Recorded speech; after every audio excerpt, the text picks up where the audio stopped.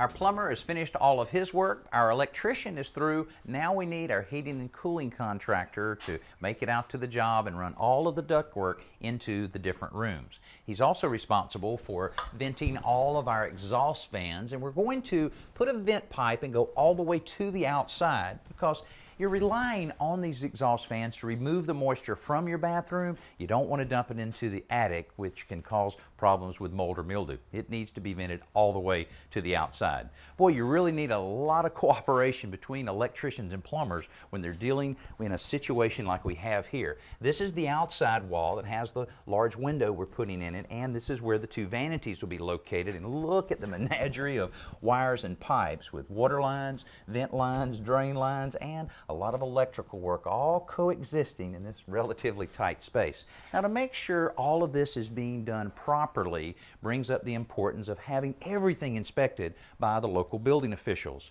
They'll ensure that everything is done to code, which is basically the standard that everything should be done. Now, we have a few more things to do around here, but we're getting close to hanging drywall.